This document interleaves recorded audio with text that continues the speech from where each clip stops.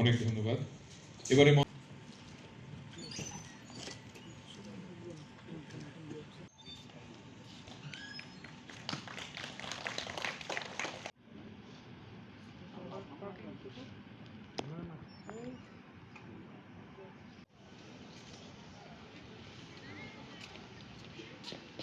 শুরু করেছেন তাদের ঘর থেকে বাইরে পর্যন্ত, কখনো বা তাদের দুয়ার থেকে একদম মহাকাশ পর্যন্ত, সেই পর্যন্ত এগিয়ে নিয়ে যাওয়ার পিছনে যারা আমাদেরকে প্রতিনিয়ত সাহায্য করছেন, তাদের সাথে শুধু একটা দিন নয়, 8ই মার্চ নয়, প্রতিটা দিন নারী দিবস। এবং প্রতিটা নারী দিবসের দিনই আমাদের উচিত তাদের সঙ্গে থাকা, তাদেরকে যোদ্ধাদের, আরও নারী যোদ্ধাদের সঙ্গে এগিয়ে নিয়ে চলা। সেই লক্ষ্যেই স্বর্ণকমল জুয়েলার্স এগিয়ে চলেছে। আমরা মনে করি যতটা উজ্জ্বল হবে আমাদের নারীদের জীবনযাত্রা, ততটা উজ্জ্বল হবে আমাদের ভারতবর্ষ, ততটা উজ্জ্বল হবে আমাদের ত্রিপুরা। এবং এই যুদ্ধে আমরা তাদের সঙ্গে সহযোদ্ধা হিসেবে কাজ করব, তাদেরকে এগিয়ে নিয়ে যাব। সকলকে শুভ নারী দিবসের আন্তরিক শুভেচ্ছা অভিনন্দন। নমস্কার। বাবার নাম শিল্পী স্বপন নন্দী। আপনারা জানেন সঙ্গীত নাটক একাডেমি পুরস্কারে তিনি সম্মানিত হয়েছেন সম্প্রতি। মা শিল্পী সংঘমিত্রা নন্দী। এই পরিবারে জন্মেছেন, খুব স্বভাবতই শিল্প এবং সংস্কৃতি তার রক্তে বহন করেছে। 4 বছর বয়সে ওডিসি নৃত্যে হাতেখড়ি গুরু পৌশালী মুখার্জির কাছে। প্রথম গুরু প্রয়াত ডক্টর উমাশঙ্কর চক্রবর্তী, পদ্মবিভূষণ গুরু কেলুচরণ মহাপাত্র, গুরু কুমকুম মোহান্তি সহ কিংবদন্তীদের কাছে তালিম নিয়েছেন নিয়মিত। গুরু বিচিত্রানন্দ সোয়াইন এবং গুরু পবিত্র প্রধানের কাছেও তালিম নিয়েছেন। দূরদর্শন থেকে শুরু করে এই দেশের নানা রাজ্যে, নানা জায়গায় জাতীয় স্তরের বিভিন্ন অনুষ্ঠানে নিয়মিতভাবে ওডিসি নৃত্য পরিবেশন করেছেন। বাদ থাকেনি ওডিসি ইন্টারন্যাশনাল ফেস্টিভ্যাল, রেইনড্রপস ফেস্টিভ্যালের মতো আন্তর্জাতিক খ্যাতিসম্পন্ন অনুষ্ঠানগুলো। মুম্বাই থেকে শৃঙ্গারমণি সম্মান, হায়দ্রাবাদের একটি দুর্দান্ত আয়োজক গোষ্ঠী থেকে নাট্য বেদা সম্মান, নৃত্য জ্যোতি সম্মান, নৃত্য শৃঙ্গার সম্মান, নৃত্য কৌমুদী সম্মান ইত্যাদি অর্জন করেছেন। দেশের সংস্কৃতি মন্ত্রকের অধীনে সঙ্গীত নাটক একাডেমি, এনইজেডসিসি, ইজেডসিসি সহ বিভিন্ন প্রতিষ্ঠানের হয়ে নানা জাতীয় স্তরের অনুষ্ঠানে অংশগ্রহণ করেছেন। আমাদের চারপাশে কত মানুষ থাকেন, চোখ তুলে একটু তাদের দিকে তাকালে, তাদের সঙ্গে কথা বললে, তাদের জীবনকে নিয়ে যদি একটু চর্চা করা যায়, একটু জানা যায়, তাহলে কখনো কখনো মনে হতেও পারে আমরা সামান্যই তো করেছি এখন পর্যন্ত। এই মানুষটির সরলতাকে যদি আপনারা পাঠ করতে পারেন, তাহলে আমি বলবো আপনারাও ভাগ্যবান। আমরা খানিকটা পেরেছিলাম বোধহয়। স্বামী প্রয়াত নান্টু মিয়া টিবি রোগে আক্রান্ত হন যখন, তখন সদ্য সদ্য তিনি তার জীবনটাকে শুরু করেছেন। আর 5টি গ্রামীণ মেয়েরা যেমনভাবে শুরু করেন একটি ছোট্ট সংসার, দিনের শেষে স্বামী ঘরে ফিরবেন, সন্তানদের যত্ন নেবেন, তার পরিশ্রমে সংসার চলবে, ইত্যাদি ইত্যাদি। মুখী দেবী সেসব খুব একটা করতে পারেননি।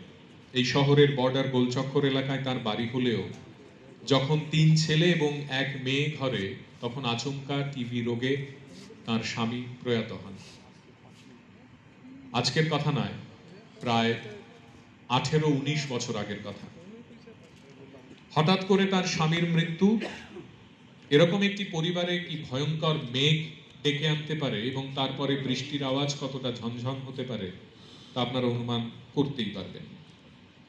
ভাবে এই কাজগুলোই করেন, মঞ্চ, আলো, লাইট, ক্যামেরা, সাউন্ড, স্টুডিও এইসব নিয়েই থাকেন। আমি নিশ্চিত তিনি আজকে এই অনুষ্ঠান মঞ্চে এসে খানিকটা হলেও বিচলিত হবেন, তার কারণ যারা নিয়মিতভাবে মঞ্চ নিয়ে কাজ করেন তাদেরকে যখন মঞ্চে ডেকে কোনো সম্মান দেওয়া হয়, তখন একটি আলাদা অনুভূতিও হয়, এ কথা ঠিক। পেশায় শিক্ষিকা, কিন্তু শুধুমাত্র শিক্ষাদানে তিনি থেমে থাকতে চাননি। খ্যাতনামা একটি প্রোডাকশন হাউসের প্রতিষ্ঠাতা তিনি। খাতানসা প্রোডাকশন বলে একটি প্রতিষ্ঠানের তিনি জন্ম দিয়েছেন। তিনি নৃত্যে পারদর্শী, একজন কোরিওগ্রাফারও বটে নিজে।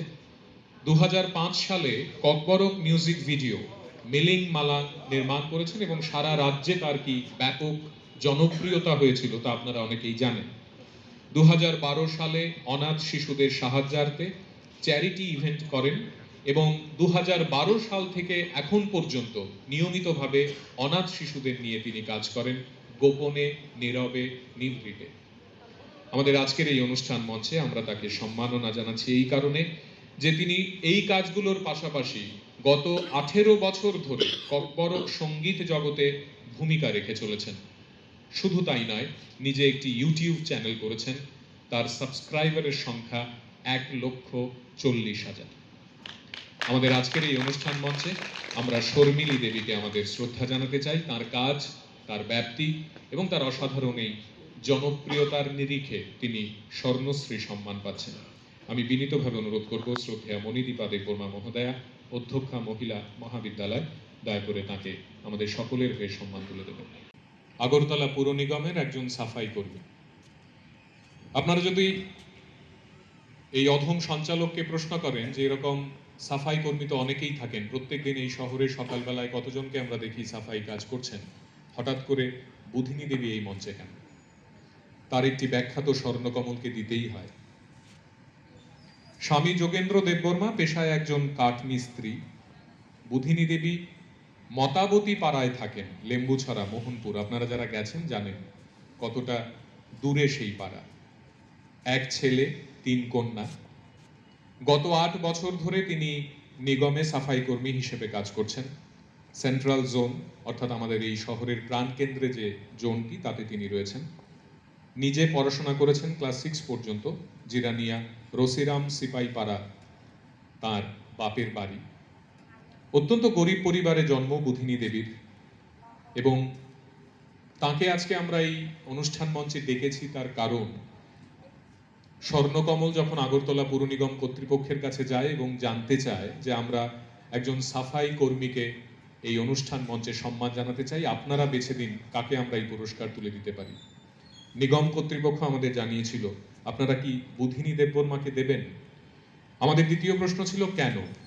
তখন তারা আমাদের জানান গত 8 বছরের যে দায়িত্ব তিনি পালন করছেন এখানে, লেম্বুছড়া থেকে এই শহরে আসতে কোনো দিন তিনি তার অ্যাটেন্ডেন্স মিস করেন।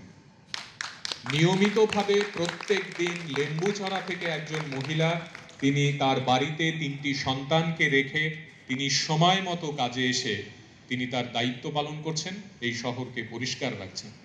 আমরা মনে করেছি নিয়মানুবর্তিতার এই অসাধারণ এক উদাহরণকে আমরা সবাই মিলে স্বর্ণকমলের স্বর্ণশ্রী সম্মান দেব।